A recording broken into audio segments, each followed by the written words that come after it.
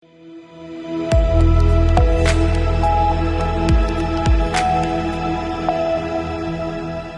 है आपका। आप देख रहे हैं सी न्यूज भारत। मैं हूं आपके साथ इशिता।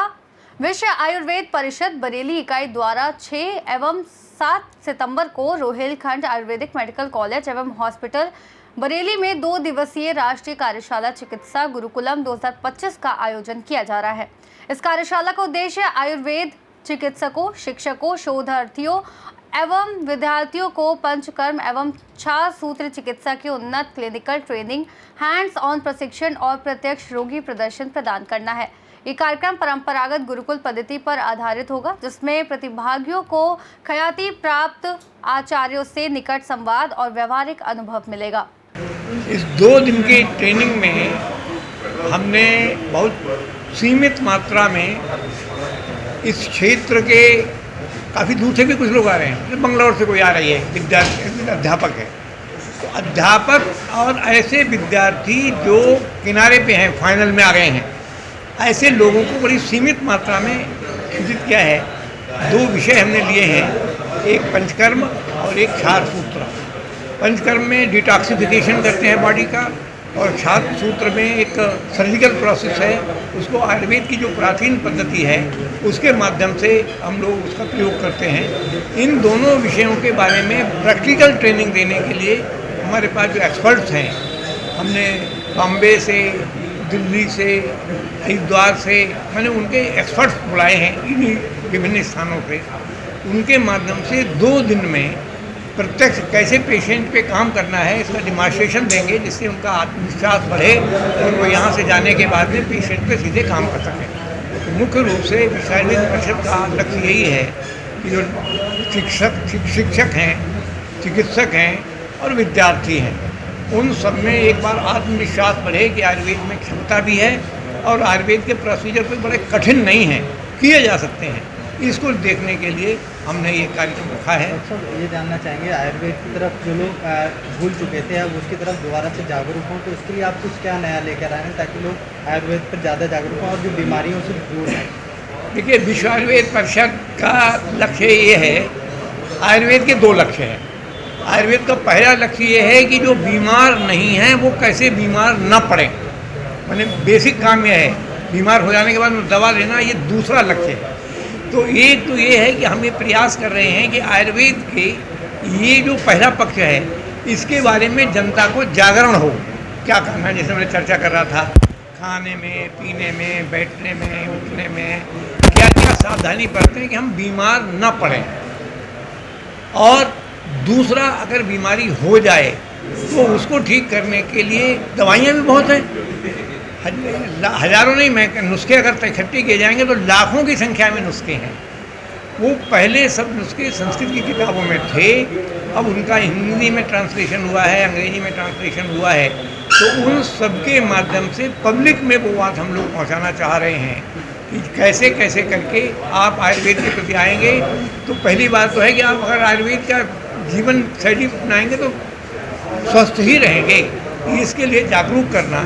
और अगर बीमार हो गए हैं तो सरल आपके अड़ोस पड़ोस जो दवाइयाँ हैं उनसे ही दवाइयाँ लेकर के ठीक हो जाएंगे।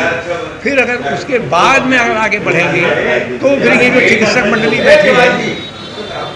मंडली बैठी है इससे औषधि का प्रयोग करके अच्छी है। आप जन तक क्या पहुंचा रहे हैं कि दवाई के थ्रू या फिर दिनचर्या में सुधार? दोनों चीज़ें साथ साथ चलने वाली हैं। भाई हम चाहते हैं कि हर आदमी चाहता है कि मैं बीमार ना पड़ूँ, लेकिन इसके बाद भी आज से थोड़े ही चरक और सुश्रुत 4000 साल पुराने ग्रंथ हैं। उस समय भी बीमार पड़ते थे, तभी तो बातें आई। अभी जो बात हो रही थी पथरी की, यशमरी की, ये नया शब्द नहीं है, ये उन 4000 साल पुरानी किताबों में भी लिखा हुआ है। इसका मतलब है कि उस ज़माने में भी बीमार पड़ते थे लोग, लेकिन आबादी कम थी। उस समय ये जो जड़ी बूटी थी हमारी, उन्हीं से हम लोग चिकित्सा कर लेते थे। अब वो लोगों के पास समय भी नहीं है, काढ़ा बनाने के लिए कौन करे।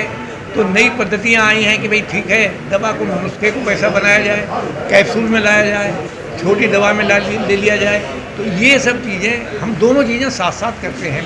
आजकल देखा जा रहा है सर, जिस तरीके से आयुर्वेदिक डॉक्टर भी एलोपैथिक दे रहे हैं, तो उसको लेकर आप क्या कहते हैं? ऐसा है कि हमारे यहाँ जो एलोपैथी जो क्लास में होती है जिनको आयुर्वेद पढ़ने आते हैं विद्यार्थी, उनको दोनों चीज़ें पढ़ाई जाती हैं, आयुर्वेद भी, एलोपैथी। ये बात ठीक है। अभी जो हम लोग चर्चा कर रहे थे कि पूरी दुनिया की हवा में हमको बताया गया कि आपके पास कुछ है नहीं। अब जैसे जैसे ये बात घटेगी वैसे वैसे आयुर्वेद की, और हमारे उदाहरण ले लीजिए, पहले कुल उत्तर प्रदेश में 8 आयुर्वेदिक कॉलेज थे गवर्नमेंट के। आज इस समय उत्तर प्रदेश में 99 कॉलेज हो गए हैं, 8 गवर्नमेंट के हैं, बाकी प्राइवेट सेक्टर के हैं। 7 नए कॉलेज आयुर्वेद के ये उत्तर प्रदेश शासन में शीघ्र ही खुलने वाले हैं। हमने ये मांग की कि सभी मंडल केंद्रों पे कम से कम एक आयुर्वेदिक कॉलेज हो गवर्नमेंट का। सरकार ने स्वीकार कर लिया और मेरठ, आगरा, गोरखपुर, अयोध्या, बस्ती और पूर्व उत्तर प्रदेश के 2 ऐसे 7 नए कॉलेज सैंक्शन हो गए गवर्नमेंट के। तो उनके माध्यम से यही समाचार देना है लोगों को कि हम अच्छी सुविधाएं लोगों को देंगे और लोगों को दोनों काम करें। केवल एक बात करके मैं बताऊंगा, अगर आप पथ्य सेवन कर पाएँ बहुत अच्छी बात है, लेकिन अगर पथ्य सेवन नहीं करना है, क्या करना चाहिए इसको, बद परहेजी करना है, तो दवा से भी कुछ नहीं होने वाला। ये बात बिल्कुल समझ लीजिए कि दवा के साथ साथ में भी परहेज, ये आयुर्वेद की विशेषता है। और हमारे कई मित्र ऐसे हैं जो एलोपैथी के मित्र हैं, वो कहते हैं कि भाई हम एक बात से बड़े परेशान हैं आप लोगों से माने आयुर्वेद के लोगों से। क्या मरीज हमारे पास भी आता है, एलोपैथी के पास भी जाता है, तो दवा के बाद में वो कहते हैं साहब आपकी दवा तो सुन ली हमने, अब हम क्या खाएँ। वो कहते हैं भाई खाना तो मैं जो चाहूँ तो खाओ। बोले ऐसा कैसे हो सकता है साहब, जो चाहेंगे तो बीमारी बढ़ी जाएगी। और दूसरी बात वो क्या कहता है, नब्ज अपनी बढ़ा देता है कि साहब आप तो डॉक्टर हैं, नब्ज देख के बताओ कि साहब हमको क्या बीमारी है।